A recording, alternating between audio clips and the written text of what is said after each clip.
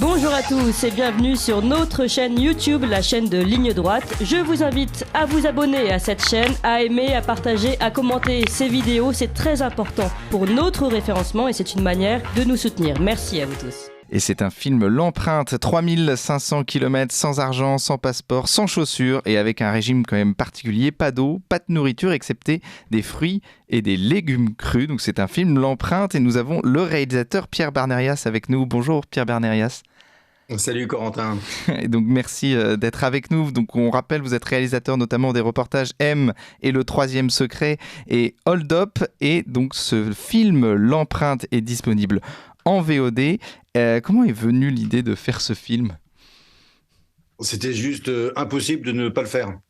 Parce que quand, juste avant, au début du confinement, vous avez un explorateur qui vient vous dire, écoutez, moi je m'apprête à traverser toute l'Europe en courant pieds nus, hein, déjà, traverser l'Europe en courant pieds nus, après en se nourrissant que de fruits et légumes crus, et il part en plus sans argent, sans passeport, sans smartphone. Il part, et en sachant que le soir, après avoir couru, je sais pas, 30, 40, 60 kilomètres, pieds nus, encore une fois, il doit taper aux portes pour trouver à dormir. Enfin, et donc, en fait, son aventure dépendait également de l'accueil de l'autre. Oui. Bah, c'est juste hallucinant. Moi, sincèrement, dans 30 ans, 33 ans de métier, j'ai jamais rencontré un personnage comme ça, qui a déjà à son actif quand même quelques aventures. Il partait pas de rien, il s'entraînait pendant 5 ans. Mais je trouvais que dans le contexte, il faut bien resituer le contexte. On est dans une Europe qui a peur, on est dans une pandémie, on est où chacun se méfie de l'autre. On est dans une Europe de la délation. Et lui, il va partir quasiment à poil avec juste un short et un t-shirt pour dire, ben non, le corps a des ressources inouïes. Moi, je vais montrer que, ben voilà, en courant pieds nus, ben il y a plein de choses qui vont, je vais réussir à faire à ce défi. Et c'est vrai que quand il est venu me voir, on était en février 2020, donc il n'y avait pas ni de hold-up, de rien du tout. Quand il débarque à Boulogne, pieds nus dans mon bureau, parce que ça fait 5 ans qu'il marche pieds nus et qu'il me dit, ben voilà, moi, mon idée, c'est de faire une trans-européenne, traverser toute l'Europe en courant un marathon pieds nus par jour. Ok. Oui. Vous signez. C'était difficile de dire non, je te suis pas, c'est pas possible. Forcément, moi, ça a aiguisé ma curiosité et on l'a accompagné jusqu'au bout, quoi. Et donc, quel est son parcours en Europe ? Donc, 3500 km, jusqu'où il va alors ? Eh ben, il va jusqu'à la mer Noire. En fait, il a suivi la route vélo 6 qui conduit jusqu'à la mer Noire, le long du Danube. Donc, la Suisse, il a traversé 8 pays, pour terminer, donc, par la Roumanie. Mais c'est juste, voilà, c'est surtout, c'est que, à travers ce parcours initiatique, on découvre, moi, ce qui m'a beaucoup touché dans ce film et dans cette expédition, c'est on découvre l'incroyable ressource psychologique qu'il faut avoir pour à la fois courir. Je sais pas si vous imaginez, moi j'ai eu la chance, de courir, de faire 1 ou 2 marathons, mais c'est bon, quoi. Enfin, vous en faites pas 80 d'affilée, pieds nus. Imaginez, il pleut, il y a des cailloux. Et vous arrivez le soir, vous frappez aux portes. Bonjour, écoutez, voilà, dans une langue que vous connaissez pas, hein, je pense pas qu'il a appris le serbe ou je pense pas qu'il a appris le roumain. Et d'expliquer, d'avoir cette humilité, de se faire claquer la porte au nez, comme si vous étiez vraiment quelqu'un qui est un SDF, un brigand, ce que vous voulez. Et je trouve d'avoir réussi à confronter sa peur psychologique d'aller au contact de l'autre. Et quand vous voyez ce qu'il raconte à la fin du film, c'est juste bouleversant. C'est vraiment bouleversant. Ce type-là je dis pas m'a transformé de l'intérieur parce qu'on se transforme tous les jours à travers les rencontres que l'on fait, mais c'est un personnage juste hors norme.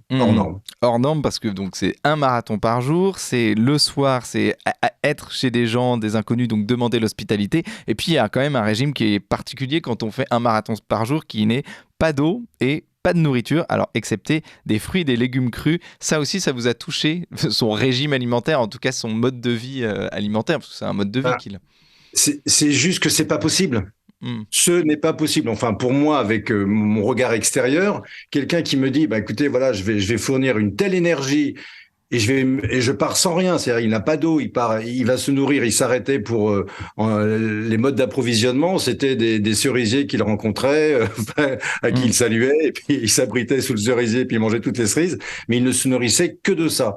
Et aujourd'hui, dans notre monde où tout est bien calculé, attention, si t'as pas de lipides, si t'as pas de protéines, tu peux rien faire. Tu vas, mais bien sûr, ta vitamine B12, t'en as pas. Enfin bref. Ben non, lui, il montre que sa confiance en la vie, sa confiance dans son corps humain, qui est juste un miracle à deux pattes, eh ben, lui fait faire des choses juste exceptionnelles. Et c'est vrai que il questionne notre rapport à l'alimentation, parce que de se nourrir que de fruits et de légumes crus, si lui arrive à faire 80 marathons d'affilée, sans avoir de comment s'appelle de manquement par rapport à son métabolisme, parce qu'on a vérifié, on lui a fait faire des prises de sang au début, au milieu et à la fin. Ça changeait rien. Enfin, je veux dire qu'il avait beau faire un effort surhumain, il était toujours là et toujours bien vivace, quoi. Donc, si vous arrivez à faire un tel exploit en ne mangeant que ça, que des fruits et des légumes crus, bah moi je pense que ça serait peut-être bon de se poser pas mal de questions, quoi, sur notre mode alimentaire. Je dis pas qu'il faut tous arrêter les pâtes, les pâtisseries, la viande, le poisson, tout ce que vous voulez, et de se mettre à manger que des fruits et des légumes crus, parce que je pense que ça va être un peu triste. Mais bon, ça c'est mon avis personnel. Mais ceci dit, d'avoir réussi avec cet exploit qui est unique au monde, il faut bien comprendre que c'est une première mondiale. Et moi, pour avoir déjà couvert des exploits sportifs complètement dingues, comme la traversée de l'Himalaya d'est en ouest sans assistance pareil. Là, cette traversée de l'Europe dans un contexte juste où tout vous pousse à dire non, ne le fais pas, ne le fais pas. Ne le fais pas. On est dans un confinement, chacun a peur de l'autre, chacun se méfie de l'autre, on est dans un régime de la délation. N'y va surtout pas, tu vas perdre des plumes, quoi. Et justement, Pierre Barnérias, donc vos reportages sont toujours pleins de conviction. Vous êtes un homme de conviction, hein, on le sait. Vous avez notamment réalisé M et le troisième secret et le reportage Hold Up. Alors, est-ce que c'est un reportage, enfin un film de conviction en tout cas pour proposer une certaine vision, on va dire de l'hygiène, une vision sanitaire en tout cas du corps? Non, c'est pas du tout un film. Puis moi, j'aime pas ce mot conviction. Moi, je propose. Je suis juste là. J'ai un point de vue. Par exemple, il se trouve que Hold Up, il y avait un point de vue, et jusqu'à maintenant, tout ce qui était dans Hold Up me donne raison. Enfin, donne raison à tous les intervenants du film, parce que moi, je suis juste un rapporteur. Hein. Je suis pas quelqu'un qui est dans le dogme. Non, ce film-là, c'était juste un questionnement. Un questionnement et juste une occasion encore de s'émerveiller du pouvoir incroyable de notre corps. Je pense qu'on est encore même pas peut-être à 20% des capacités de découverte des capacités de notre cerveau, mais le corps humain est juste fabuleux. Il est juste fabuleux de voir que cet homme-là, avec juste également son mental, a réussi à faire ses 80 marathons en 88 jours, et surtout psychologiquement a réussi à accepter qu'on lui ferme la porte au nez comme un vulgaire clochard. C'est juste impressionnant. Non, c'est vraiment un film pour continuer de s'émerveiller, pour redonner de l'espoir, pour redonner de la confiance. Et cette confiance, on en a vraiment besoin aujourd'hui. La confiance en l'homme, c'est elle qui nous nourrit et c'est elle qui nous fait avancer. Donc c'est vraiment un film on remet les choses à niveau. Voilà. Le corps reste quelque chose de fabuleux, c'est un miracle à deux pattes. Eh bien, continuons de nous émerveiller, quoi. Et justement, ce film a fait polémique. Donc, il y a eu la projection au Grand Rex qui a été annulée. Il y a eu aussi de la diffamation, notamment sur certains intervenants du film. Florian Gommet est présenté comme un aventurier hygiéniste. Comment vous expliquez que ce film, en tout cas par certains, en tout cas médias, ou en tout cas, on va dire par une sorte de bien-pensance sanitaire, n'a pas été bien accueilli? Non, c'est pas question il a été super bien accueilli par le public. Oui, voilà, exactement. Mais les salles de cinéma étaient pleines. Oui. Les salles de cinéma étaient pleines, le public était debout. Ça fait 10 ans que je sors des films en salle. Ça m'est arrivé 2-3 fois d'avoir un public 200 personnes qui se lèvent et qui applaudissent pendant 10 minutes. Je n'ai jamais rencontré ça. Non, là, la polémique, elle est venue d'une personne, de 2-3 personnes. Voilà. L'extracteur, pour ne pas le nommer. Je sais pas ce qu'il extrait, mais en tout cas, il extrait ferait que de la merde, enfin si je peux parler comme ça. mais c'est vrai que c'est juste hallucinant de voir de comparer Irène Grosjean, qui en quelque sorte qui est considérée comme la papesse du cru, qui a 92 ou 93 ans aujourd'hui et qui a consacré toute sa vie à la naturopathie, et de dire, vous savez d'où est venue la polémique, c'est juste ils ont trouvé une vidéo d'elle ces journalistes entre guillemets ont découvert ce qu'étaient les bains dérivatifs, les bains de siège. Les bains de siège, pour faire baisser la fièvre du bébé, c'est des bains qui sont, c'est de la médecine chinoise qui existe depuis plusieurs milliers d'années. Vous me trempez les fesses du bébé dans de l'eau froide et vous lui chatouillez un petit peu le sexe. Enfin, voilà, mais pour faire baisser la fièvre. Elle a été accusée de pédocriminel. Enfin, vous vous rendez compte? Vous vous rendez compte? Et c'est parti comme c'est parti dans toute la presse.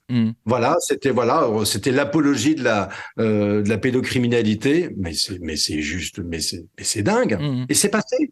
Et c'est passé. Moi, et donc là, ce qui s'est passé, c'est pas le Grand Rex. C'est pas le Grand Rex qui a annulé la venue d'Irène Grosjean ou qui a annulé la diffusion du film. C'est malheureusement Florian Gomet qui était paniqué quand il a vu la polémique sortir comme ça, parce qu'on parlait des bains dérivatifs, des bains de siège, que certains journalistes qui sont transformés en grands inquisiteurs de l'ordre moral, qui sont les nouveaux inquisiteurs aujourd'hui, qui disent ça c'est bien, ça c'est mal, et qui ont accusé ce film de pousser aux agressions sexuelles. Non mais c'est juste hallucinant. C'est comme si vous disiez aujourd'hui à toutes les mères qui lavent les fesses de leur bébé qu'elles pourraient être accusées d'agression sexuelle sur leur bébé. Enfin, mais justement, comment vous expliquez qu'il y ait une telle diffamation de ce film, qui était un film qui est très bon enfant, on va dire que c'est un film d'aventure, un film sur un exploit sportif, humain. Comment vous expliquez qu'il y ait une telle diffamation sur ce film ? Parce que je pense qu'aujourd'hui, dans la ligne de mire de nos chères autorités, il y a la naturopathie. La naturopathie, regardez, il y a 17 médecins qui ont été rayés. 17 médecins qui étaient liés à Irène Grosjean. Ils ont été rayés de Doctissimo, enfin, je sais pas, d'un site. Non, je pense que la naturopathie fait peur à nos gouvernants. Pourquoi? Parce qu'elle soigne, c'est une médecine qui soigne, qui est reconnue par l'OMS. Allô, la naturopathie est reconnue par l'OMS. Il faut juste le dire à ces pseudo-journalistes qui s'érigent en grands censeurs de l'ordre moral pour dire non, la naturopathie, c'est quelque chose de bien. Hippocrate disait, que votre alimentation soit votre médicament et que votre médicament soit votre alimentation. C'était le premier naturopathe, Hippocrate. Donc, et surtout, en disant aux médecins d'aller à la cause de la cause, à la cause de la cause et de guérir sans nuire. C'est de la naturopathie, il fait ça. Et c'est encore une fois une médecine qui est reconnue par l'OMS. Donc tout d'un coup, de découvrir les bains dérivatifs en disant attention, c'est limite, c'est de l'agression sexuelle ou c'est un appel à la pédocriminalité. Moi, j'ai envie que ces gens-là fassent des enquêtes sur le vrai visage de la pédocriminalité. Je pense que ça leur ferait du bien un petit peu de plonger dans cet univers-là que je connais relativement bien, puisque ça fait 10 ans que je travaille sur une série qu'on va sortir bientôt, entièrement consacrée à la pédocriminalité. Donc, d'accuser ce film d'être une incitation, je sais pas, à la pédocriminalité, enfin, d'être aux agressions sexuelles est juste. Moi, elle est tellement ubuesque, elle est tellement grotesque. Voilà, j'ai bien aimé la réaction d'Irène Grosjean en disant mais vous savez, quelqu'un de propre ne peut pas salir. Par contre, salir autant une personne qui est propre, je pense qu'il faut vraiment qui se nettoie, quoi. Mais vous dites que c'est pas un film de conviction, mais vous venez de le dire. Donc l'alimentation, que votre alimentation soit votre médicament. Est-ce que vous pensez pas que c'est justement ça qui dérange dans ce film, c'est qu'on se rend compte qu'on n'a pas besoin de tant de médicaments, qu'on n'a pas besoin entre guillemets de la médecine ou de techniciens pour être en bonne santé, mais seulement d'être souverain de son propre corps. Ça, pour moi, c'est le b.a.-ba. C'est même pas une conviction, c'est juste la réalité, quoi. C'est vraiment la réalité. Enfin, je veux dire que on n'a pas besoin de tant de médicaments si on mange normalement, si on mange des fruits, des légumes. Moi, j'ai commencé à tester le marché pieds nus chez moi en Bretagne. Vous vous rendez compte que lui, en fait, c'est vraiment c'est l'expérience qui prime au-delà de tout. Il n'est pas dans le dogme, il est pas. Donc lui, il a expérimenté le courir pieds nus. Qu'est-ce qu'il a constaté? Qu'il a guéri de sa myopie, qu'il a guéri de sa sciatique. c'est juste incroyable. Parce que le pied, le pied, quand il est au contact avec le sol, j'en sais rien. Moi, je suis pas médecin et je veux pas expliquer ça. Mais en tout cas, lui, ça marchait chez lui. Là, qu'est-ce qu'il a expérimenté? Pendant 5 ans, il s'est mis à manger que des fruits et des légumes crus. Il s'est rendu compte qu'il faisait des performances juste hallucinantes. Encore une fois, il faut bien comprendre. 80 marathons d'affilée, en courant pieds nus. 3500 km. Mais c'est juste hallucinant. Et il faudrait se poser la question, comment ce type-là a réussi, en ne mangeant que des fruits et des légumes crus, a réussi à faire un tel exploit? Parce que c'est pas seulement un exploit physique, mais c'est aussi un exploit psychologique. Il faut avoir un sacré mental pour courir sous la pluie, parfois sur des chemins un petit peu caillouteux, arriver le soir, taper aux portes et pour trouver à dormir. Je sais pas si vous imaginez un petit peu la force psychologique qu'il faut avoir, et en se disant, j'ai 3500 km et je vais aller jusqu'au bout. Et donc, c'est ça qu'on a voulu montrer, c'est que le corps humain et aussi le cerveau humain, parce qu'encore une fois, c'est un exploit également psychologique d'avoir réussi à faire toute cette traversée dans une Europe encore qui ne croyait qu'en une seule chose, c'est le médoc, quoi. C'est ça. Alors que lui, il monte, non, il n'y a pas que le médicament, loin de là, pardon. Si vous avez une bonne hygiène de vie, et puis essayez, c'est juste une invitation à faire, et il y a une invitation aussi à défaire nos habitudes. Et nos habitudes, elles sont bien ancrées, hein. Qui aujourd'hui le matin peut se passer de son pain, de sa petite baguette ou peut se passer de son croissant? Non. Tout à fait. C'est tellement ancré dans nos habitudes. Lui, il a dit non, lâchez tout, essayez, et puis vous allez voir si vous allez vivre mieux, quoi. Et donc, on vous invite à voir ce film qui est en VOD, qui est disponible en VOD. Donc, L'Empreinte, 3500 km, sans argent, sans passeport, sans chaussures et donc sans eau, mais sans nourriture, mais avec des fruits et des légumes crus. C'est le parcours de Florian Gommet. Merci beaucoup, Pierre Bernarias. Je veux juste rajouter, parce que c'est important, nous, on est une toute petite, c'est sur une plateforme, mais c'est sur notre plateforme. Donc, la plateforme, c'est citizen-v.com. Alors, je sais bien que c'est un anglicisme, mais vous n'avez pas tellement ça sur Radio Compagnie. Mais citizen-v, V comme victoire, citizen-v.com. Franchement, ce film va vous faire du bien, parce que moi, j'ai vu les réactions qu'on a eues en salle et les réactions qu'on reçoit depuis ce film est sorti. Voilà, c'est un film pour aujourd'hui, pour retrouver le sourire. Merci beaucoup, Pierre Bernarias. Citizen-v.com, le film L'Empreinte en VOD. Merci beaucoup. Vous appréciez cette émission? Alors aidez Radio Courtoisie à en produire d'autres en indépendance totale. Rendez-vous sur soutenir.radiocourtoisie.fr. Merci d'avance.